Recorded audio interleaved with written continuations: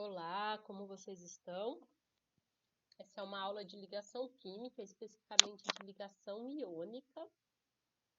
Depois eu gravo outra falando sobre ligação covalente. O objetivo principal é que no final desse vídeo você consiga escrever lá as fórmulas mínimas, mas a gente vai começar relembrando algumas coisas, como os elementos representativos, a regra do octeto. Então vamos lá. A gente vai trabalhar com os blocos S e P da tabela, com os elementos representativos. Então, primeiro aqui, ó, eu vou excluir aqui, ó, toda essa parte e a gente vai trabalhar com família 1A, 2A, 3A, 4A, 5A, 6A, 7A e 8A, que são os elementos representativos, ok? Então, você já deve ter estudado lá a distribuição eletrônica e a relação que isso tem na tabela periódica. Em cada uma das famílias, em cada uma das colunas, a quantidade de elétrons de valência vai ser a mesma. O que eu quero dizer com isso? Por exemplo, a família 1A, a família dos metais alcalinos, eu tenho aqui o lítio, ele tem um elétron na camada de valência. O sódio, o potássio e os demais elementos aqui da mesma coluna, da mesma família, também vão ter um elétron na camada de valência. Família 2A, dos metais alcalinos terrosos. Eu tenho aqui ó, o berílio, depois o magnésio e o cálcio. E todos os elementos dessa coluna, dessa família, eles vão ter 2 elétrons na camada de valência. O mesmo vai acontecer lá com a família do boro, quando eu pego o alumínio, ele também vai ter 3 elétrons na camada de valência, assim como o boro. Aqui na família do carbono, o silício e os demais elementos também vão ter 4 elétrons na camada de valência. Aqui na família do nitrogênio, o fósforo também vai ter 5 elétrons na camada de valência. Aqui na família dos calcogênios, do oxigênio, o enxofre também vai ter 6 elétrons na camada de valência, assim como oxigênio. Na família dos halogênios, 7A, 7 elétrons na camada de valência. Na família dos gases nobres, 8A, 8 elétrons na camada de valência. Então, se você observar essa parte aqui da tabela periódica, os elementos representativos, essas 8 colunas que a gente pegou, não foi por acaso, mas facilita bastante aqui o raciocínio. Você pensa, família 1A, quantidades de elétrons na camada de valência, 1 elétron, família 2A, 2 elétrons, 3A pulou lá, foi para a família do boro. 3 elétrons, família 4A, 4, 5A, 5 elétrons na camada de valência, família 6A, 6 elétrons, família 7A, 7 elétrons, família 8A, 8 elétrons. E aqui o que eu estou fazendo é a representação de Lewis. A gente pega aqui, ó, por exemplo, o oxigênio da família 6A.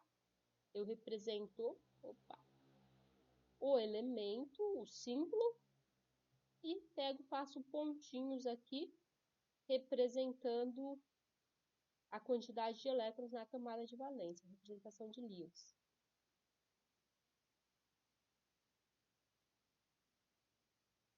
Os elementos na tabela periódica, eles aparecem ou combinado com outros elementos, como, por exemplo, H2O, a água, ou combinado entre eles mesmos, como H2, gás nitrogênio, O2, gás oxigênio.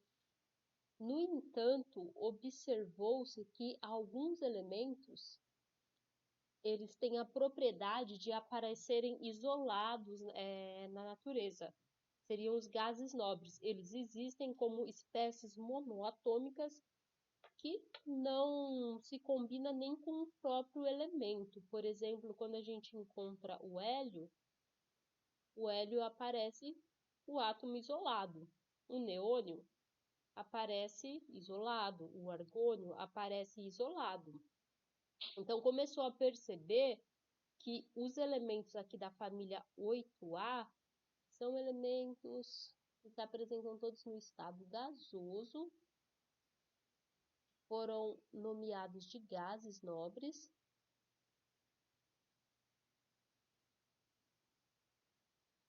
que eles são estáveis, que eles não precisam se combinar com outros átomos, com os outros elementos, para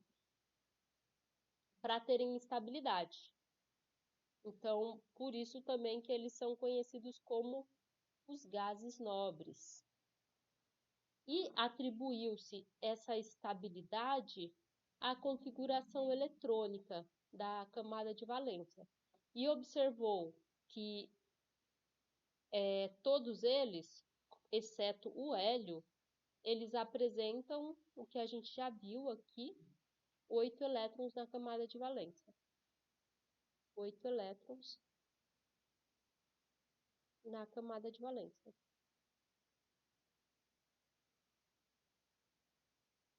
O hélio, por estar no primeiro período, ele apresenta 2 elétrons. Certo? A partir de então, estabeleceu que os demais elementos eles vão se unir com eles mesmos ou com outros elementos da tabela periódica para atingir a configuração eletrônica de um gás nobre. Vamos ver como isso funciona. Essa é a tal da regra do octeto. Então, vamos lá.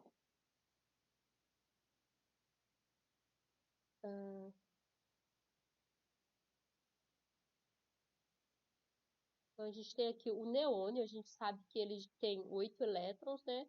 Aqui eu peguei o segundo período da tabela periódica, beleza? Só os elementos representativos. O flúor ele está na família 7A, o que significa que ele tem 7 elétrons na camada de valência. Quantos elétrons ele precisaria ganhar para atingir a configuração de um gás nobre? Apenas um elétron. Um elétron.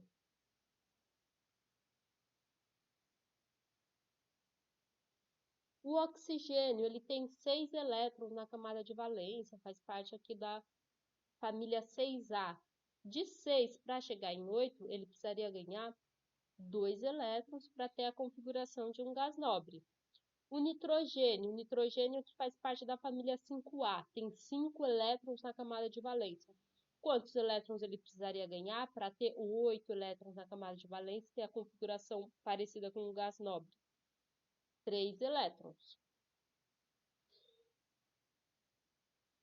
E agora eu vou pular aqui o carbono e vamos olhar esses elementos aqui desses lados. Mas à esquerda, se você se recordar, quando se estudou lá as propriedades periódicas, esses elementos aqui, os elementos ametais, os elementos mais à direita da tabela periódica, eles foram caracterizados como sendo elementos de alta afinidade eletrônica,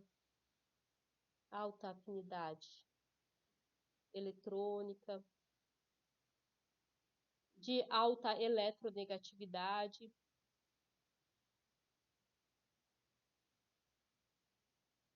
Bem diferente dos elementos metálicos à esquerda, que eram caracterizados como tendo baixa afinidade eletrônica, baixa eletronegatividade, enfim. Começando aqui pelo lítio. Se a gente fosse pensar seguindo a mesma lógica, o lítio ele tem 1 elétron na camada de valência. Ele precisaria ganhar 7 elétrons para ter a configuração eletrônica parecida com o neônio.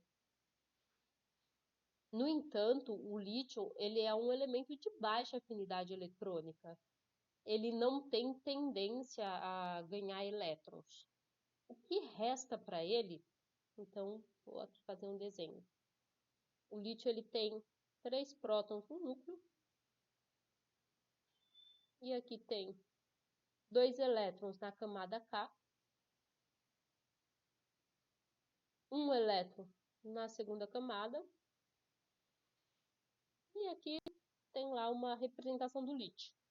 Ao invés de ganhar 7 elétrons, o lítio ele pode perder esse único elétron aqui e perder completamente essa camada e ficar com a configuração eletrônica parecida com do hélio, que também é um gás nobre, que também é estável, e é exatamente isso que o lítio vai fazer. O lítio, ao invés de ganhar elétrons, ele vai perder. Então, aqui, ó, um elétron. Para diferenciar, eu vou escrever aqui, ó, esses ganham elétrons. Ganham elétrons. Então, vamos lá pensar no berílio. Novamente, o berílio. Se ele fosse ganhar elétrons, ele teria que ganhar 6 elétrons. O que é mais fácil, ganhar 6 ou perder 2? Vamos lá, evitar a fadiga, o berílio vai perder 2 elétrons. E o boro, seguindo a tendência, ao invés de ganhar 5, ele vai perder 3 elétrons. Vou colocar aqui, ó, esses perdem elétrons.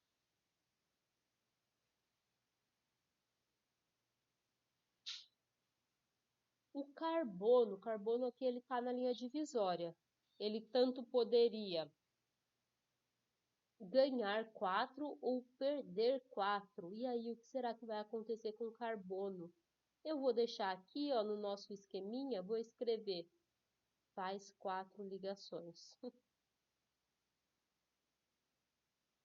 Vamos deixar ele aqui dividindo, né? Os que perdem e os que ganham elétrons.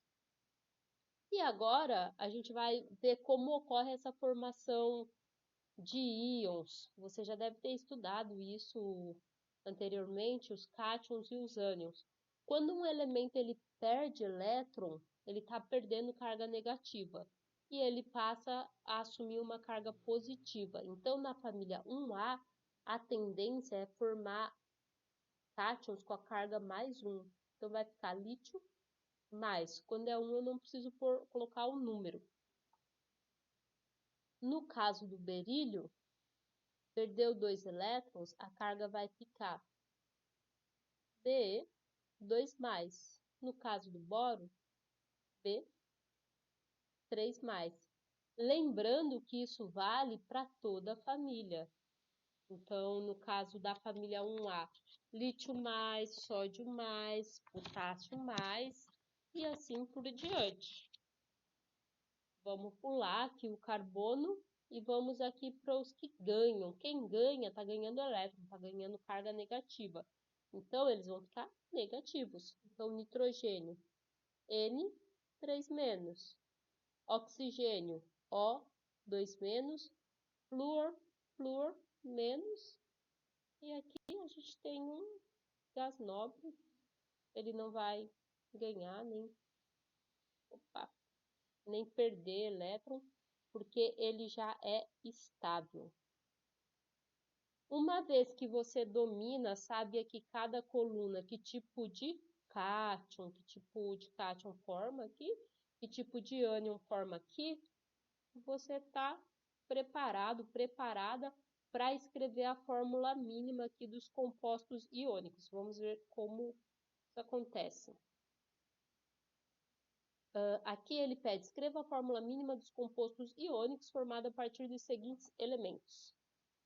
Então, vou falar um pouquinho mais sobre a ligação iônica, algumas características antes da gente começar a escrever essas fórmulas mínimas. A ligação iônica, ela acontece entre um metal e um ametal. O metal tem tendência de perder, doar elétrons. E o ametal tem a tendência de receber elétrons. Certo? Então, sempre vai acontecer uma transferência de carga do metal para o ametal.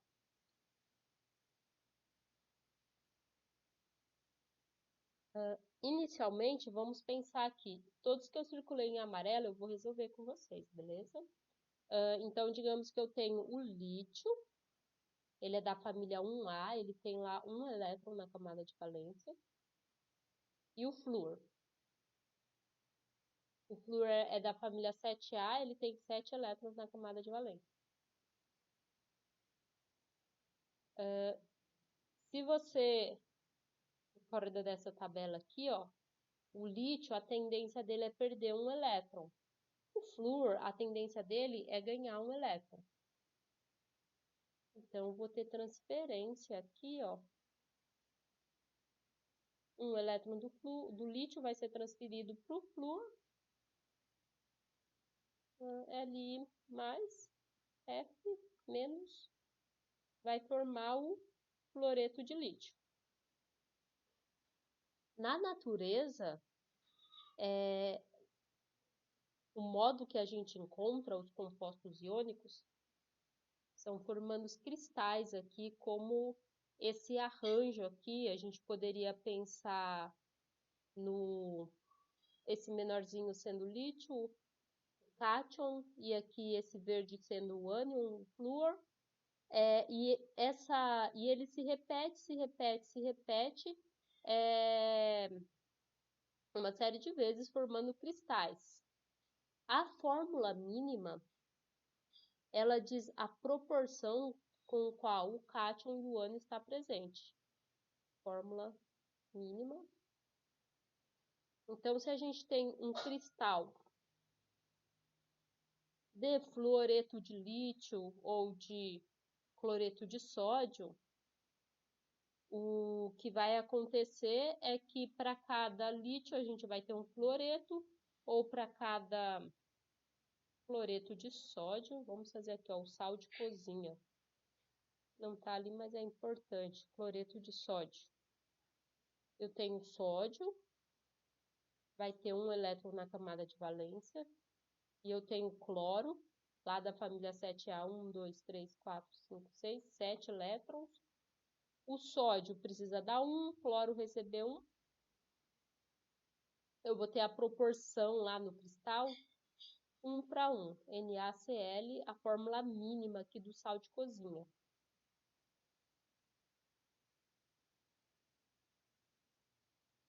Então, a fórmula mínima quer dizer, ela diz para a gente a proporção na qual o cátion e o ânion estão presentes. Então, vamos para o próximo, o C, sódio e oxigênio. Na e o oxigênio. Se você recordar, o sódio faz parte da família 1A, você pode estar acompanhando aí com a sua tabela periódica. O oxigênio faz parte lá da coluna 16, que é a coluna 6A, pensando somente nos elementos representativos. O sódio, ele precisa dar um elétron. Aqui, ele faz parte da família 1A, que doa um elétron. O oxigênio, ele precisa ganhar 2, receber 2 elétrons. Então, vamos ver o que acontece. Sódio aqui dá um elétron, resolve a questão desse sódio. No entanto, o oxigênio ainda precisa receber um segundo elétron. Então, a gente escreve aqui mais um átomo de sódio, que vai também doar um elétron.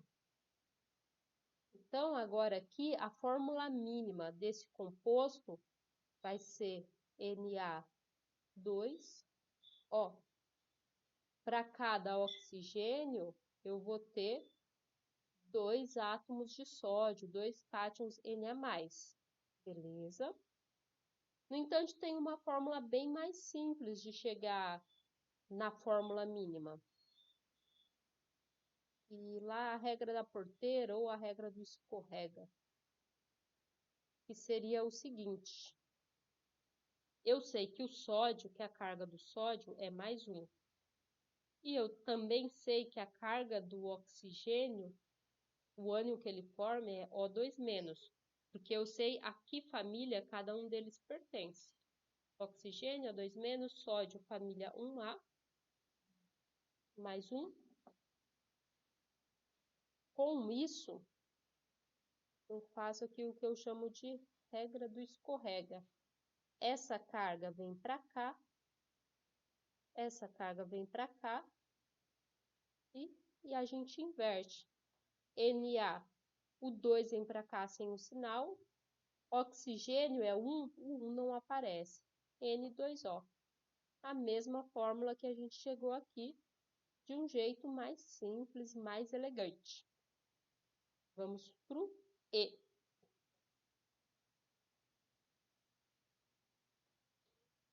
Mg e oxigênio. Se a gente for desenhar, o Mg ele faz parte da família 2A. E o oxigênio, ó, família 2A, oxigênio, família 6A. 2 elétrons, 6 elétrons. Este precisa do A2, esse precisa receber 2 para ter uma configuração similar a uma configuração de um gás nobre. 1, 2. Resolvido para ambos, a fórmula mínima vai ser MgO. Para cada oxigênio, um átomo de magnésio, fórmula mínima. No entanto, eu posso também resolver daquele modo que eu particularmente considero mais elegante. Mg, família 2A, 2+. Oxigênio, família 6A, 2-. E faço o escorrega. Agora, se você observar, os números são iguais, a gente como se simplifica. 2 para 2 é a mesma coisa que 1 para 1, MgO. Ao invés de dizer que para cada 2 magnésio tem 2 oxigênio, eu vou dizer que para cada magnésio tem 1 oxigênio. Beleza? A mesma fórmula mínima que a gente chegou aqui. Próximo, alumínio e cloro. G. Alumínio e cloro. O alumínio ele faz parte lá da família 3A e o cloro da família 7A. O alumínio, o tipo de cátion que ele forma, ele perde esses 3 elétrons, Al, 3+. O cloro, ele precisa ganhar um elétron para ficar parecido com um gás nobre, portanto, Cl-. E agora, a gente faz aqui, ó, o escorrega. Al. Aqui é o 1, né? Quando tem só o sinal, então o 1 não aparece. Eu não coloco 1, não desenho 1. O 3 vai descer aqui para frente do cloro, Al, Cl3. Essa é a fórmula mínima. Se você quiser também comprovar daquele primeiro modo que eu te mostrei, fique à vontade. Beleza? E vamos para o último. Cálcio e nitrogênio.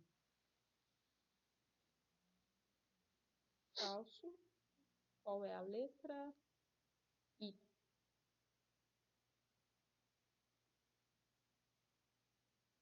O cálcio ele faz parte da família 2A, o nitrogênio da família 5A.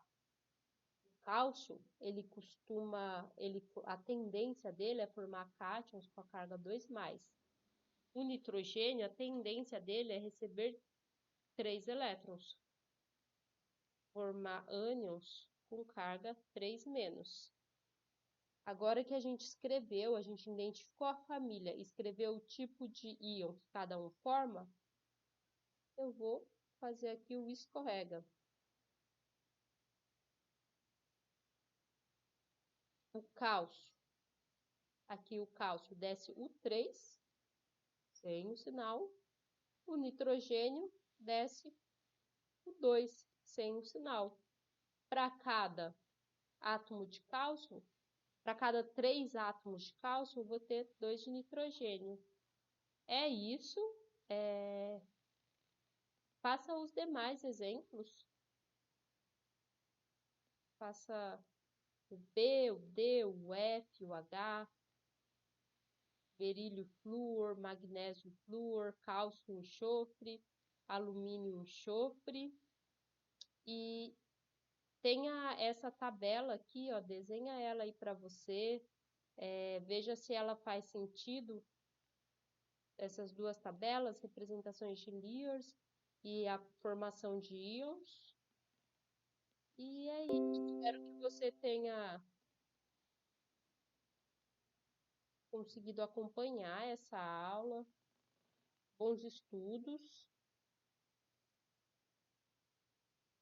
Se estiver assistindo agora em julho de 2020, fique em casa, se proteja, proteja as pessoas que você ama.